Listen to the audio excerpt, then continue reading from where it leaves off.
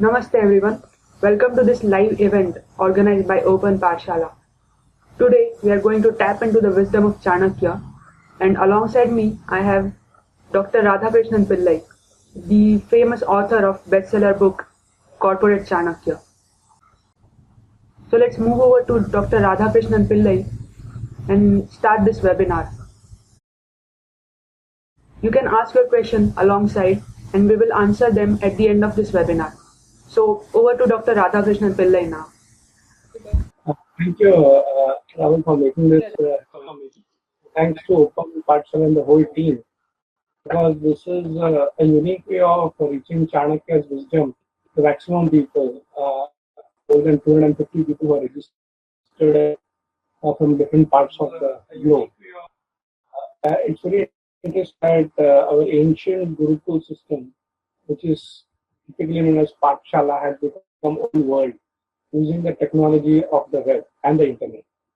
So today we are going to look at the great personality and one of the most important characters and personalities from our Indian, that is Chanakya.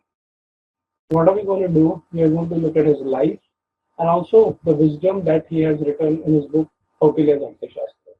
So in the next 45 minutes, we are going to look into that.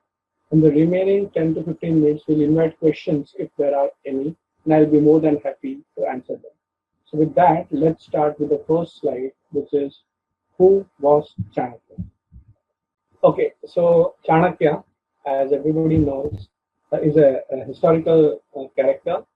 When I say historical, that means he's not an imaginary character like a Superman or a Batman or a Robin Hood. He lived in flesh and blood. He was born in the 4th century BC, which is roughly 2,400 years ago from today, known with three names, that's Vishnugupta, Kaukilya, and Chanakya. Three different names for the same person. Vishnugupta, he got the name Vishnugupta, which is almost like his maiden name. Well, Kaukilya is more known for his Kutaniti, and some people say that he was born in a Kutila Gotra, or the village that he came from was known as Kautilya. So there are various reasons because of which he is known as Kautilya. But the other one is Chanakya, which is much more important to know because Chanakya was actually his father's name. So Chanak's son was Chanakya. As they say, you always like to role model somebody who is bigger and better than you. So Chanakya's role model was his father, Chanak. And if you call it in Hindi, Chanakya Putra Chanakya. So all the three names, Vishnugupta, Kaukilya, and Chanakya, are the name of the same person who reinvented a lot of things in the space of good governance and political science, which we will slowly look into. The next slide you see is what he did. So here is a history of the Nanda dynasty.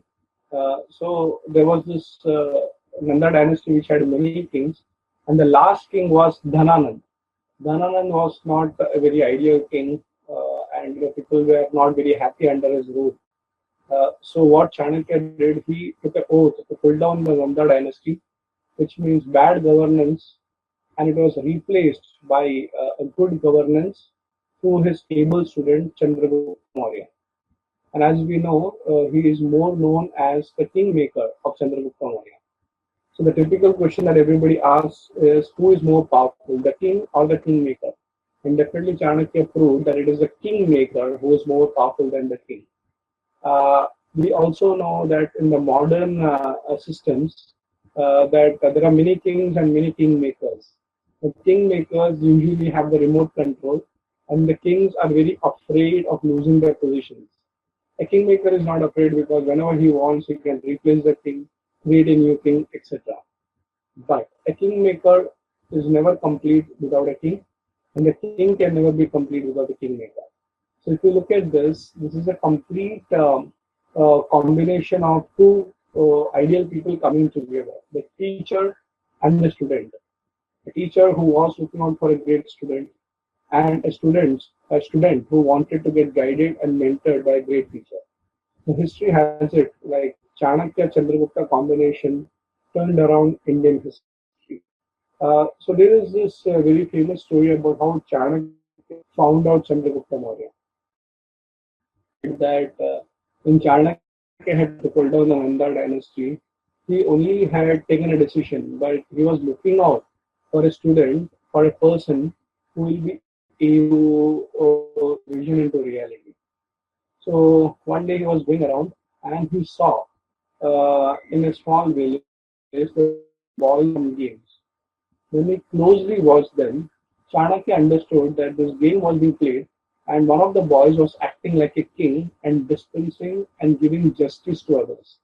So when he observed very closely, he realized the boy who was playing the role of a king was very just and he was taking the right decision and he was very intelligent. And the way he was taking the decision impressed Chanakya. And he immediately went to his mother and said, I would like to have your son. I would like to train him up and make him one of the greatest emperors India ever had. So we find that Chanakya went around searching and he finally found his ideal student in Chandragupta Maurya. But what is also important to understand that Chandragupta Maurya was not the only student of Chanakya. Chanakya was a teacher. He used to teach in Takshashila University. He was a student of Takshashila University. Also taught in Pathshala University. Among various students, the ideal student found whom he could make the king the emperor was Chandragupta Maurya. So here is the ideal combination where we see both of them respected each other and both of them coming together created a complete new dynamics in Indian governance and Indian history. There are a lot of other incidents about Chanakya which requires our attention. That Chanakya not only solved an internal problem that was Dhananand and his bad governance, but also an external problem that is defeating Alexander. And as everybody knows, that Alexander was on a march to conquer the whole world. But when he came to India, it was Chanakya's strategies, it was Chanakya's wisdom that was used to defeat Alexander. He used many strategies, some of them which are very common, like Samadana Beda Dhanda, and many power techniques, warfare techniques. And finally, Alexander was defeated. He could not conquer India he had thought about. But what is also important is that many people think that once you have become a king, what happens to the continuous succession?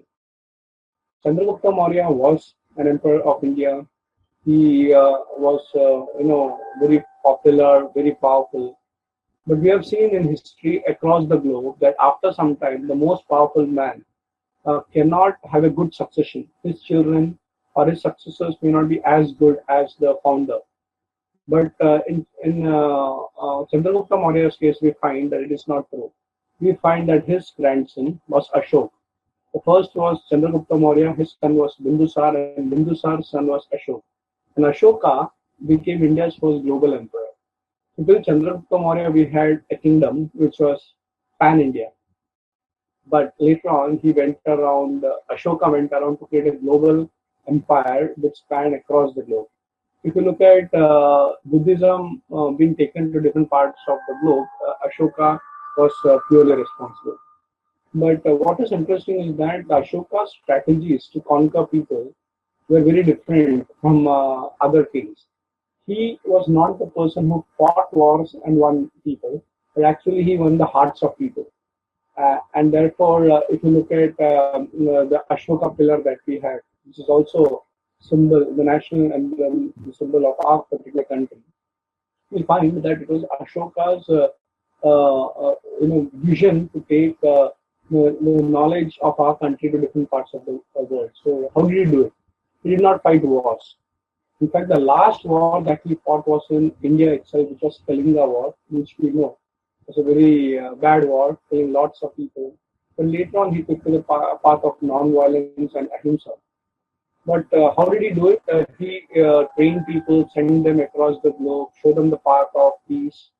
And it's also very strategic in nature that Ashoka knew more than 21 languages and dialects. And this itself is a route to capture the people's heart. Many times conquerors can conquer people or countries or kingdoms, but they may not necessarily conquer the hearts of people. But Ashoka could do that. And how did he do that? It was using the techniques and the strategies that Chanakya also taught him. Chanakya trained many generations from Chandragupta Maurya to Ashoka, and he left a legacy for all of us to follow. So how did he leave a legacy? Yes, there are a lot of successful people, a lot of powerful people. But what is very essential to understand that if you don't document your strategies and your experiences, the knowledge that you have will get lost with time. So Chanakya wrote two books which are very clear. One is Kautilya, Arthashastra, and Chanakya Niti. These are two different books, and the books bring two different dimensions. Had not Chanakya written Kautilya's Arthashastra and Chanakya Niti, we wouldn't have really benefited from his wisdom. So there are many books that talks about Chanakya, like we have Mudra Rakshas, written by a great person called Radhakrishnan. But Mudra Rakshas is a drama that was written by Vishaka Datta in a later period of time. But Kautilya's Arthashastra was written by Kautilya or Chanakya himself. And of course, Niti also was written by him, as many scholars say. But I'm going to only focus on these two books, that is Arthashastra and Chanakya Niti, and what are the differences between them. Of course, when we say Chanakya Niti, it means Chanakya strategies. It's not just a book, but also a way Chanakya implemented. But if you look at Chanakya Niti, it consists roughly around 350 sutras. Sutras are like formulas, aphorisms, which help you to understand certain things in a small way. For example, one of the formulas given by Einstein is E is equal to mc squared. So Chanakya uses many small examples which can help us understand some of the natural laws so that we can live our life well in the Niti. Chanakya Niti had more than 350 sutras, but Kautilya Arthashastra is a bigger version of Chanakya's ideas and principles. Kautilya Arthashastra has got 6,000 sutras. So what is the difference between Chanakya Niti and Kautilya's Arthashastra? I would compare it by saying one is a trailer and one is a full movie. So many people have seen Chanakya Niti as a book right from the bus stops to the railway stations to the airports. And one of my professors, Dr. Subhash Sharma, used to put it very nicely. India's #1 bestseller book is Chanakya Niti. Every language you can find it, every corner of this particular country you can find it, and you can find it everywhere. We don't put the numbers together, but if you look at it, most of us have at least heard about Chanakya Niti, or at least has got a copy of Chanakya. So, Chanakya Niti is something which is very popular and it has to be read. I would suggest that all of you should read Chanakya Niti. It is available on the internet also. It tells you about how to live a life successful, intelligently, and also taking into consideration the material success and the spiritual success of every person. That's about. Come back to Kautilya's Arthashastra. Kautilya's Arthashastra, as I told you, is very different from Chanakya Niti. Some scholars put it this way that Chanakya Niti was written for the masses, the common man, while Kautilya Arthashastra was written for the classes, that means the intelligent people. Now that doesn't mean that the masses can't read Kautilya's Arthashastra, but it has been seen that a little bit of academic, intellectual class read Arthashastra. And my challenge as a teacher of Arthashastra has been to bring Arthashastra from the libraries of universities to the common man. So if you look at my books, which is Corporate Chanakya, or Chanakya 7 Secrets of Leadership, or my latest book, which is Chanakya in You, all these are based on Kautilya's Arthashastra. I've been very fortunate that I've studied Kautilya's Arthashastra, all the 6,000 sutras, and I realized there is a lot of wisdom in our Arthashastra, which unfortunately we don't know. So when I studied this, I went to Chinmaya International Foundation in Kerala, which is the research wing of the world famous spiritual organization, Chinmaya Mission. And my teacher, Dr. Gangadharan Nair, actually taught me all the 6,000 sutras. And when I came back, I applied in my own business. I have a company called as Atmadarshan into spiritual tourism. I found the benefits. And then I realized that a lot of people are not even aware of the kind of a wisdom that is there in Arthashastra. So slowly I started doing lectures on Arthashastra and its wisdom. And then suddenly I realized that why should Arthashastra be limited only to university research, but let us make it more practically applicable. And one of the objectives of this particular Open Pathshala webinar is also to make Arthashastra available and popularize it to the masses, not just the classes. So my life changed when I also did my PhD on popular Arthashastra, which was under the guidance of Dr. Shubhada Joshi, head of Department of Philosophy at University of Mumbai. So what we will do is spend some time to understand the wisdom of Kautilya's Arthashastra. As I told you, it is completely different from the very popular book, which is Chanakya Niti.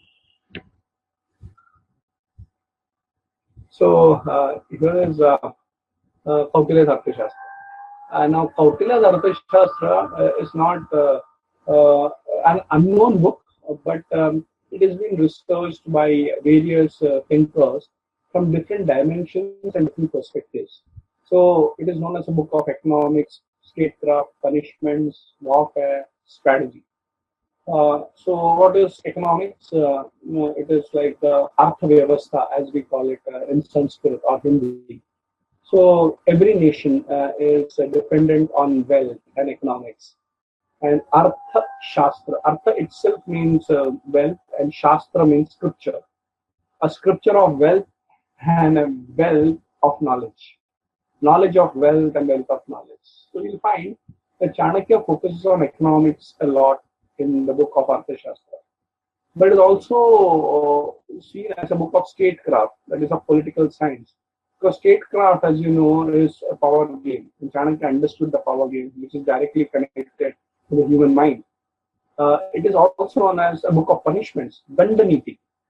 In a society, if you want to keep everything together, law and order is very important. So if you look at the law that is being created, it is equal to everybody. But at the same time, if you break the law, you need to punish. How to punish, how much to punish, why to punish, whom to punish, what is the reason for punishments. Now, this is something that the judicial system think about. But the actual implementation is also equally important. So just to quote a sutra from Arthashastra, Chanakya says, if you punish too much, you will be considered a terror. If you don't punish, you will be taken for granted. But if you punish the people the right quantity at the right time for the right reason, the king will be respected by everybody. So if you look at it, this is also known as Nyaya, system. Niti, Nyaya, all this has been deeply deliberated and discussed in the Arthashastra. Another topic that contains detailed thinking in Arthashastra is warfare. I just mentioned about Samarageda, and another very strategy of Chanakya is enemy is a friend, as they say in Hindi, Dushman ka Dushman dost. So there are a lot of strategies in Arthashastra which is worth diving deep into and finding the application. But for me, since I come from a management background, I suddenly started looking at it as a book of total management. So total management, every type of things that can be managed. I was with the finance minister of a country, and I've been discussing finance with a lot of experts in companies, and typically the in charge of treasury would be CFO, as they call as Chief Financial Officer. Chanakya would call them as Kosha Adhyaksha. Kosha is treasury, Adhyaksha is in charge. And they say there is also a lot to do with finance management in Arthashastra. There is a lot to do with law and management. There is a lot to do with leadership and management. So if you look at it, today management is required in every field. There is hospital management. Doctors are also taught management. There is school management. There is administrative management.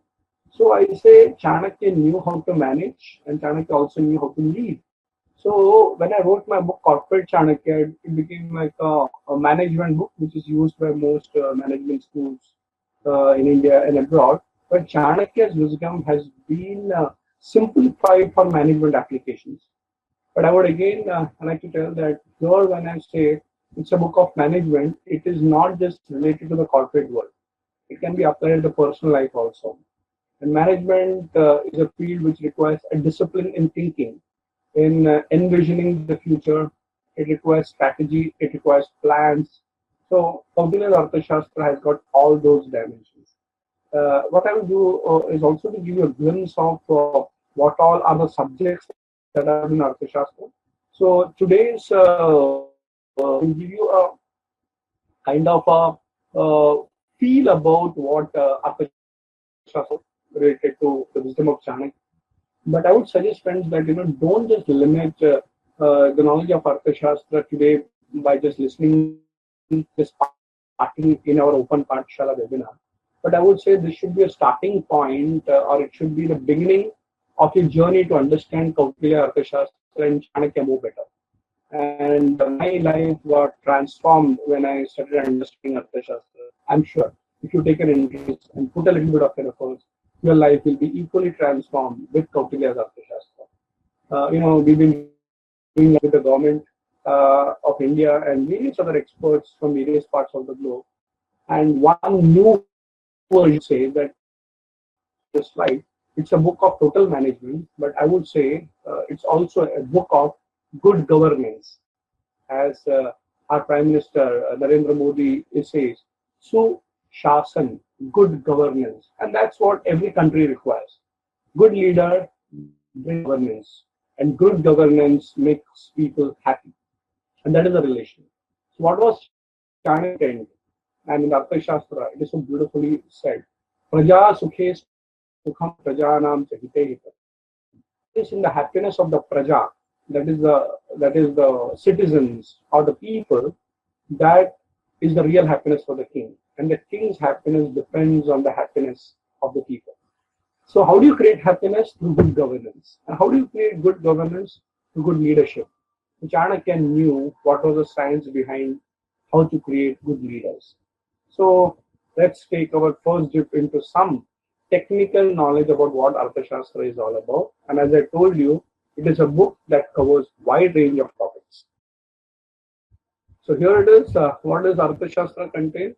So primarily it is written in Sanskrit. For all those people who are Sanskrit lovers, it's a wisdom of knowledge, 6,000 sutras. But I would say even if you don't have a very academic background of Sanskrit, don't worry. I think you can still get lot of translations in various regional languages, in English, Hindi, Gujarati, Marathi. A lot of experts have worked on the translations of Kautilya Arthashastra. In fact, in my own research and travel across the globe, I have found that it has been translated to more than 30, 40 foreign languages.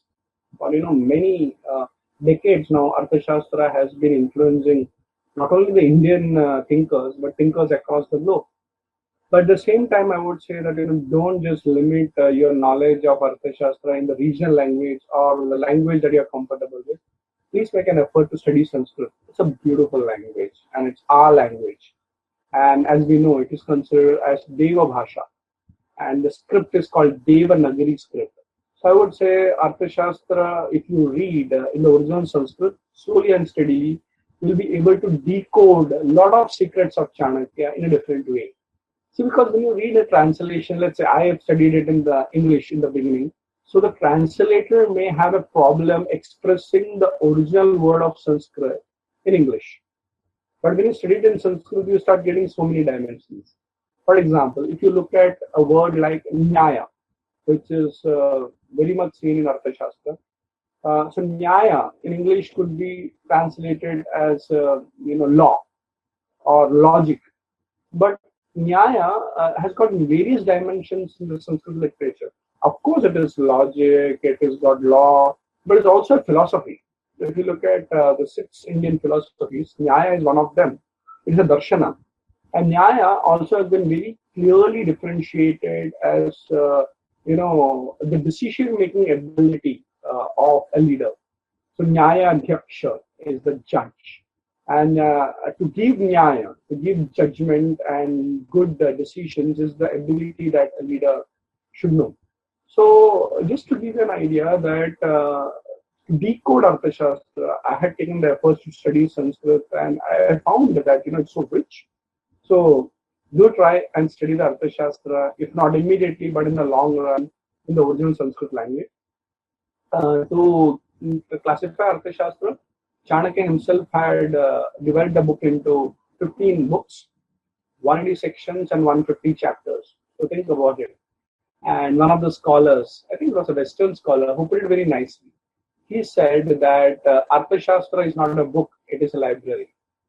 There are so many subjects, including one book, and we should be very proud that such a great literature of strategic thinking, of intelligence has been there, found right here in our particular country. And just to tell you that Arthashastra has used by various across our country. If you look at somebody Shivaji Maharaj from Maharashtra, he's been known for using Chanakya strategies, and so many kings across the globe. But what is also important that indirectly it has influenced many thinkers across the globe also. For example, there's another very famous book called as The Art of War by Sun Tzu. It's a Chinese book, but we find the similar thoughts coming in Arthashastra. So it went on record by various scholars that Art of War of the thoughts that are there already in Arthashastra. Of course, it has been customized according to the requirement of that particular generation and that region. So the fact is that the influence of Arthashastra has been in many parts of the world. I have found a translation of Arthashastra when I was in Germany, in Heidelberg University, and it was translated in the 1920s. So think about it, that how far. And if you look at 1920s, this is even the pre-World War, or rather around the World War I and II. You can see that the intellectual community knows what it is, but it's the other way around also. If you're intelligent, you will understand Arthashastra, or if you study Arthashastra, you'll become intelligent. So you choose whichever way. And therefore, I say it's a great book on intelligence management. Or it's all about intelligence and using your intellect effectively. So, taking a quick view on some of the topics of Arthashastra, as I had already mentioned that Arthashastra does contain various topics such as fundamentals of leadership. 180 topics has been there. But broadly speaking, I would say it consists fundamentals of leadership. What a leader should be, how do you create a leader, how do you train a leader, who is an ideal leader, what goes into making of a leader, etc., has been done. The first book of Arthashastra is called Vidya Samuddesha, and there are various topics, but what interests me is that who is an ideal king according to Chanakya, and the concept is Raj Rishi. Two beautiful words getting combined together, Raja and Rishi. So king has to be a philosopher, and a philosophical background makes a better king. In the Western world, we have Socrates as philosopher king, but in India, philosopher king was not actually ideal king. The ideal king and what goes on to the making, what is the training given, is all there in Arthashastra. But the design of the training program that has been given to the king even today, right from Anvikshiki, the way of strategic thinking, to implementation, to understand society, to understand how people think, productivity, economics. So a leader has to have multiple dimensions when he or she leads the kingdom. So that's there much in detail in Arthashastra. And of course, nothing can be completed without economics. So if you look at it, a kingdom requires economics as its base, and that's very essential. So how to make a successful economy based on spiritual values is something that Chanakya has spoken about. When he talks about law, what are the different laws that we have, right? From the labor laws to laws related to property, to family, to marriage, and a lot of things.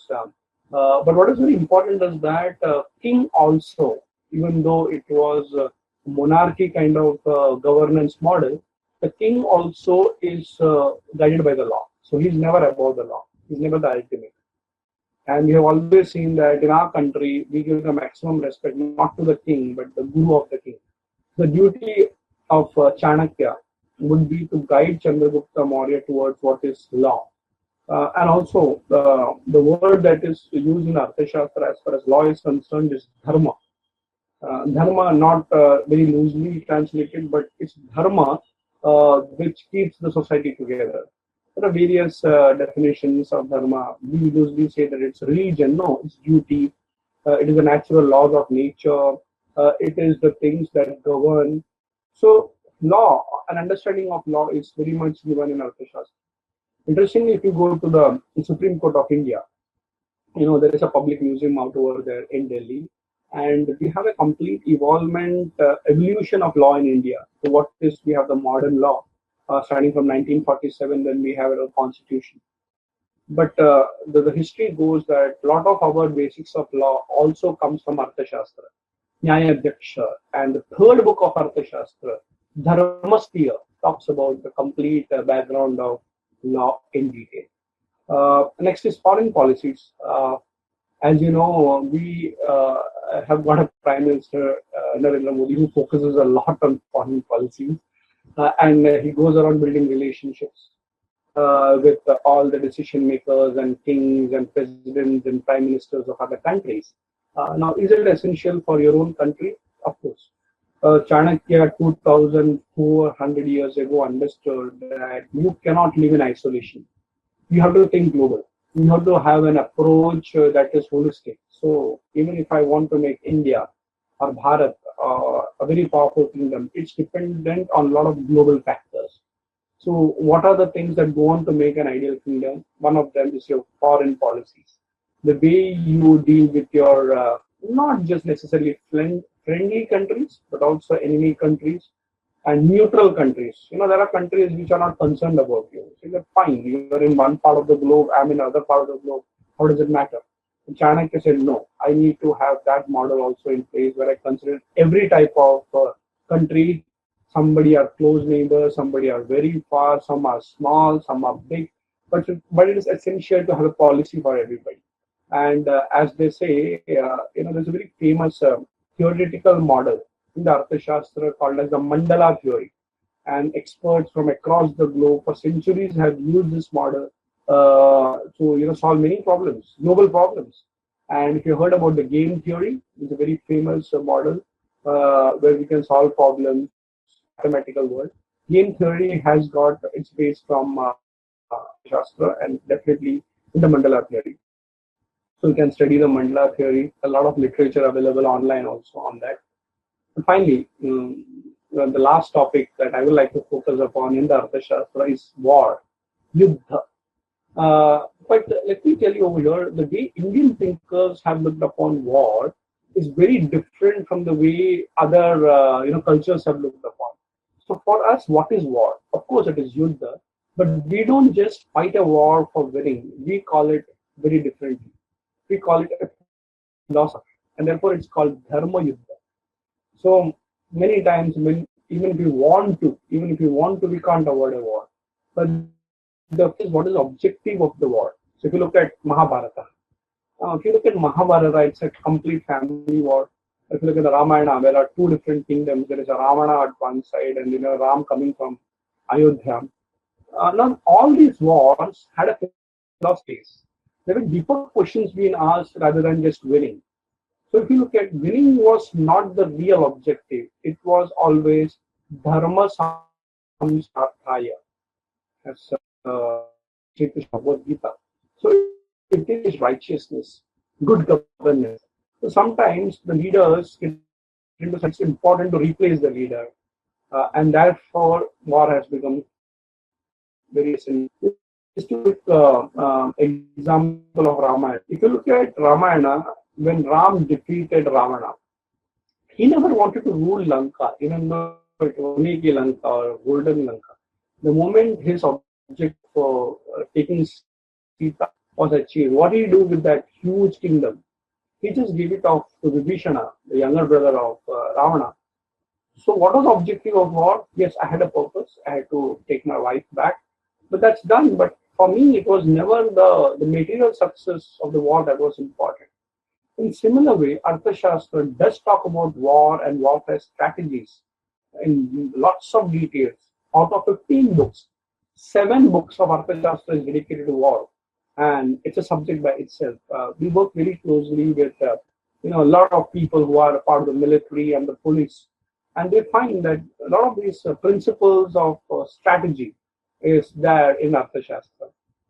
If you look at criminal psychology, if you look at military as a science, we can get a lot of inputs from war. And again, today, globally, the war tactics and the war philosophies of Arthashastra has been debated and discussed even in armed forces across the globe. So again, as I said, it's a snapshot of what Arthashastra is, but this is just the tip of the iceberg. And as you go in more and more, you'll find that here is the wisdom of a man who thought very holistically, who had universal wisdom, and at the same time, he knew that we need to achieve success in both worlds, this world and that world. We can't say, I'm spiritual and be materially unsuccessful. Or we can't just be materially successful and spiritually a poor person. Arthashastra is one book which talks about spiritual progress and material progress simultaneously. So somebody put it, Indians always think about the other world. No. We need to think about the other world, no doubt about it, but we should also think about this world. So he's a very practical philosopher. And in the modern game of power, they say there are 2 powers. One is called soft power and the other is called hard power. Chanakya balances both, the soft power and the hard power. So right from the philosophy, the culture that he creates, the laws that he makes, that's all soft power.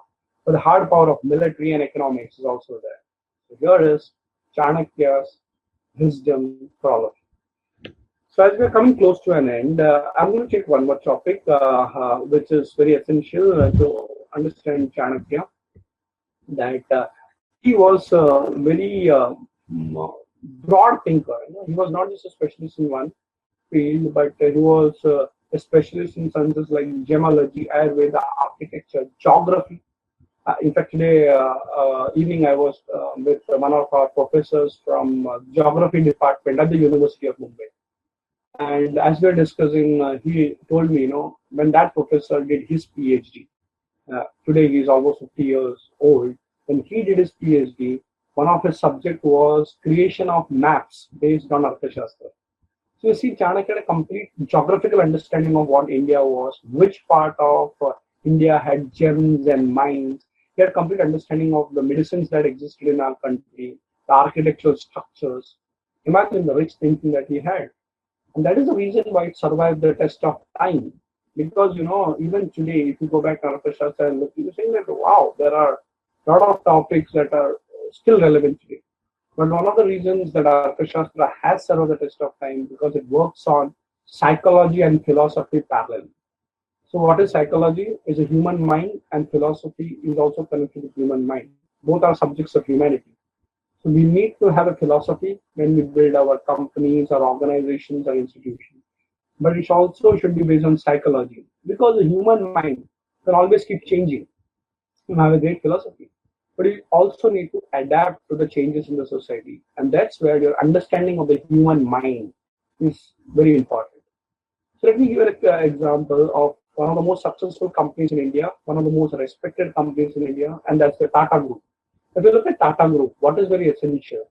They have a great philosophy of giving it back to the society, the trust that they have, the integrity that they have. So that's philosophy. But at the same time, Tata also knows that the requirement of every generation keeps changing. So the human mind is continuously evolving, it is growing. So if you look at Tata, it has also expanded depending on the requirement of the society. And it's, so if you look at, typically the big companies are something like the Tata Steel and the Tata Motors and Tata, etc., etc. But now if you look at it, Tata is also into mobile. You have Tata Docomo. Tata has got many various other companies in food segments, Tata Tea and Tata Coffee. Tata is big into developing new kind of cars and automobiles. So if you have Nano, world's one of the most economic cars at one end. It has also got Jaguar on the other end, which is like a premium brand. It acquired that. So why is Tata able to survive so many generations? Because number one, leadership and the ability to continue generation after generation. These two things: a strong philosophy which doesn't change, and psychology of the people and adapting to the change which is required in the society in the given generation. So Chanakya has taught about that also in detail. So welcome to Arthashastra once again. Okay. So before I take up questions, the last one that I'm going to take up is the first word. The first word that comes up in Arthashastra, it is called Anvikshiki. So the first chapter among the 150 chapters that we have in the Arthashastra starts with Anvikshiki Sthapana. So the name is called Anvikshiki Sthapana of the first chapter. What does Anvikshiki mean? Anvikshiki is the science of thinking. It is also philosophy as translated by R.P. Kangle, one of the greatest scholars of Arthashastra. Anvikshiki also is the name of Draupadi in the Mahabharata. So who is a person who has studied Anvikshiki as a subject? He's a very intelligent person. He knows how to diagnose, how to understand the crux of the problem and solve it. In Sanskrit, there are various ways of looking at the same word. Same word can have multiple meanings. So one of the translations of Anvikshiki is Anu-ikshiki. Anvikshiki. Anu is very small part, that is item. Ikshiki, the one who wants to know. So person who's got the ability to think and diagnose and come to that one point, that one thing that will solve the problem. If you look at a similar word of Anvikshiki, that is Anvekshan, researching. So what are we actually doing? Examining. So Chanakya trains us to actually examine every person, every situation, every possible angle to consider before you make an action plan.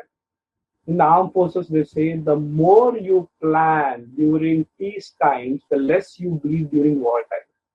So what do you do during peace times? You're not just sitting over there, you're preparing for the war. So that requires a lot of intellectual work. So here is an example of Anvikshiki. One arrow may or may not kill the enemy, but a man or woman using his sharpened intellect can destroy the king along with the whole kingdom.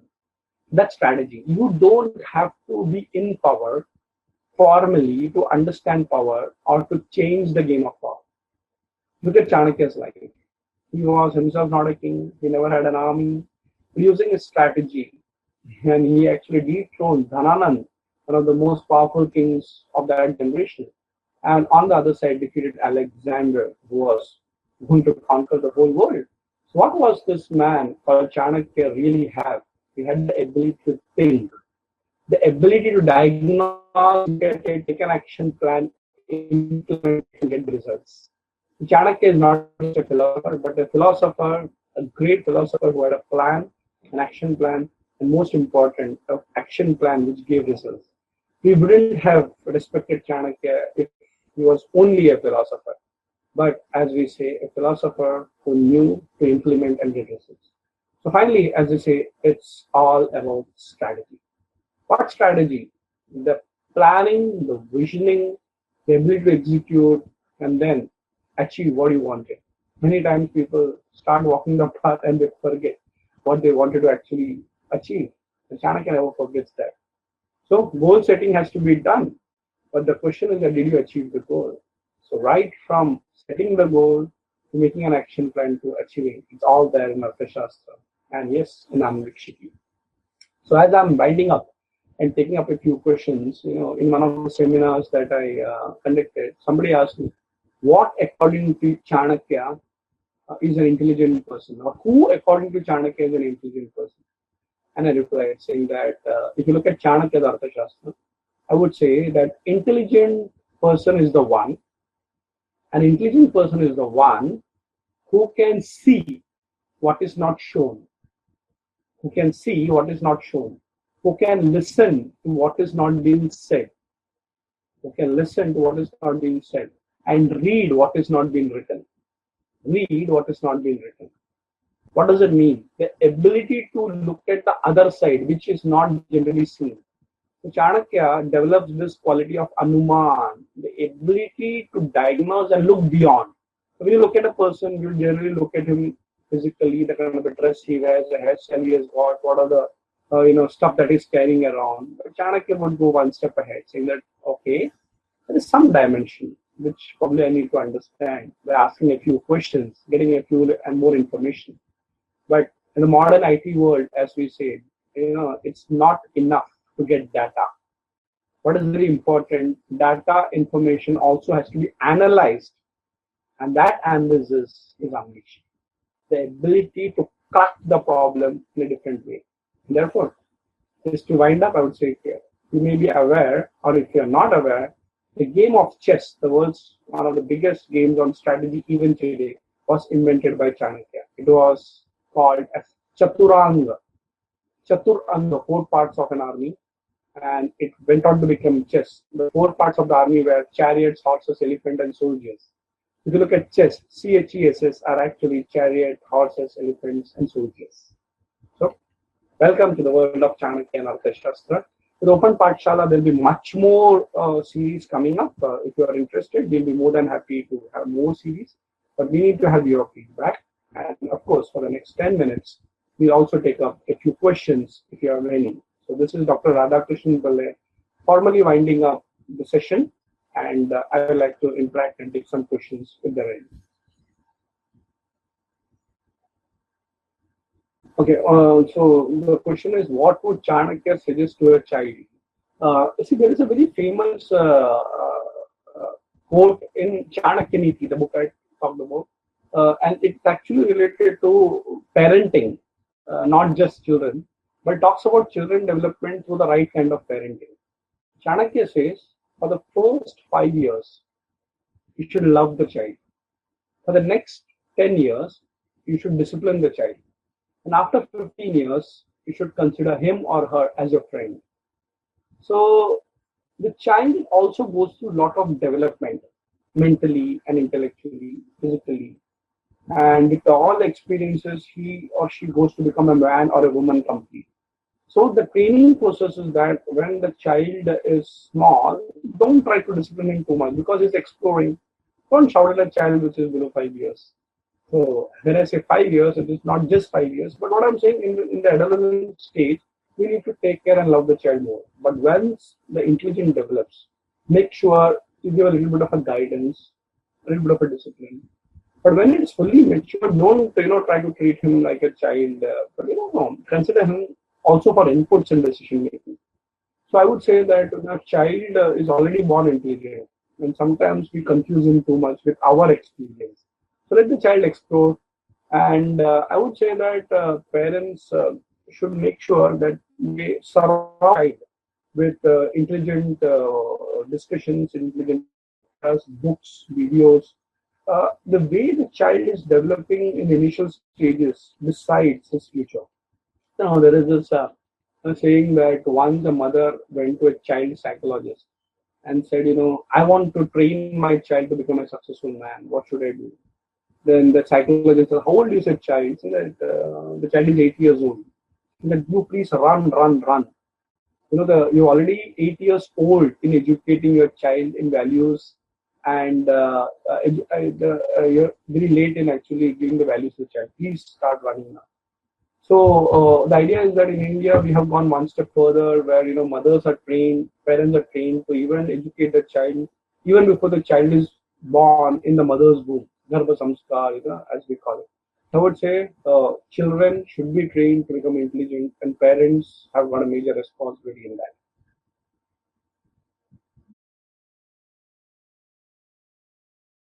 So where can we study Arthashastra in English and Sanskrit? You already started it. So if your interest is there, I think we should continue more sessions on Arthashastra.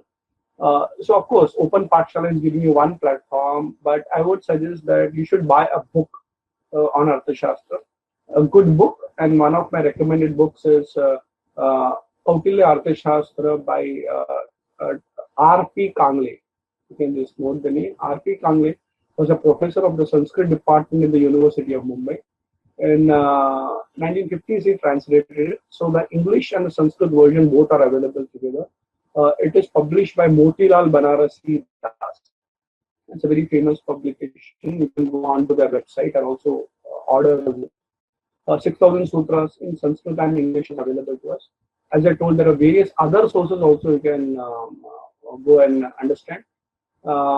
In fact, it is there in other regional languages also. Please explore that. But one suggestion I would like to give is that also have a teacher along with you. See, reading is not enough in gathering knowledge. Reading and studying is one part of it. But when you get guided by a scholar, a mentor, a good teacher, then you start understanding the wisdom of Chanakya at a different level. You start getting insights. So yes, do attend online programs like this, do study books, but catch hold of a teacher. But there's a saying that the ultimate guru is the God himself. And Vishnu Sahasranam, one of the greatest explanations of the Lord, as given in the Mahabharata by Bhishma, 1,000 names of Lord Vishnu. One of the names is Guru. So who is a guru? Guru is the ultimate provider of knowledge. So many people ask me that where do you find it? I said, really, pray to God and have your efforts. Wherever you may be in different part of the world, you may not have a Sanskrit scholar around with you. Doesn't matter. Have a sincere request to God. Pray. Put your efforts. And as they say, when the student is ready, the guru will come. And let me tell you, it's been my personal experience that once the grace of God and your efforts both meet, the guru comes. But at the same time, your life transforms through that complete knowledge that you get. Welcome to the path of knowledge, and you find a guru and a path towards Arthashastra. So as we're winding up, there is one last thing that we have. These are my books. If you look at it, Food for Mind, Corporate Chanakya, Chanakya 7 Secrets of Leadership, and Chanakya in You. All these books are available. It's quite popular. All of them are bestsellers. You can find them in all, or I would say most of the bookstores in India. The good news is that it is completely available on the internet. So online bookstores, be it Amazon or Intubi.com or Flipkart, just go there. And interestingly, they're giving fantastic discount, more than 50% discounts in many of them. So I would suggest that read these books, order it online, you'll get it in 24 hours. But read it, and that's what is very interesting. Because, we authors have understood that our reading culture has started changing. A lot of people initially used to write good books, but, the best books may not become bestsellers. But, I can tell you the other side is also true. The bestsellers may not be the best read books. So initially it was best books never became bestsellers. But the problem is bestsellers of today are not necessarily the best read books. So I would say that thanks to God's grace and support of friends like you, that these 3 books are doing extremely well in the market. Lakhs and lakhs of copies have been sold in various regional languages. It's already available on platforms like Kindle, where you can get an e-version of it. That's not the point, but the thing is, the moment you get the book, make a commitment that you'll read the complete book, page to page. Take your time. I'm not telling you how to make it a project that you should read this book in one full day. Take your time, as per your schedule, as per your commitment. But the moment you start reading these books, the Chanakya wisdom starts, coming out in a different format. So I would say read the book, but most important, practice what is given by Chanakya in your life. You will see the difference. So once again, that's the 3 books. But I would like to tell you that, as an individual, I'm on a mission mode. And what's my mission in life? The mission in life is to actually promote Chanakya's wisdom. The books are, of course, one of the basic formats through which I promote it. But I'm also doing a lot of activities like this webinar, or I do a lot of workshops. I'm a part of Bombay University, where we take a lot of lectures. I do consulting, I do training programs, etc., etc. But when this book, Chanakya in You, was released last year on 18th of April 2015, I took a personal sankalpa, an oath to myself that I will do 100 launches. 2 reasons for it, that, just because your previous 2 books have done well, never take the 3rd book also for granted. So I said, let me continue promoting my books. The second reason is that my spiritual guru has been Swami Chinmayananji from Chinmaya Mission. And this year, we have completed 100 years of Swami Chinmayananji's birth. We are celebrating the birth centenary. And some of you may be aware that the Prime Minister of our country, the banks, the RBI, they have released a coin also on Swami Chinmayananji, our, the currency coin. A lot of activities happening around India. So I thought, for me, it will be my dedication to my guru, Swami Chinmayananji and Chinmaya Mission, that I do 100 launches of Chanakya India. So the interesting thing is that on 17th of April this year, I'm completing my 100th launch, and that's like a record by itself. Probably no other author must have done it. 100 physical launches. So this one happens to be one launch also. So when we're planning with the Open Pathshala team, we said we should also do a launch here with all the people who are attending it from India and abroad. This will be, of course, our first digital launch, online launch. Other remaining have been there. So the good news is that this is going to be my, out of 100, this is going to be my 95th launch. 95th launch, and of course the first digital online launch. So I would request Rahul to kindly come and launch the book, because he's been the great supporter of this project. So, yeah. I hope the Chanakya thoughts are reached to maximum people of India. And, Dr. Radhakrishnan Pillai continue to do his work, the work he's doing. So I wish him best luck. Thank you so much.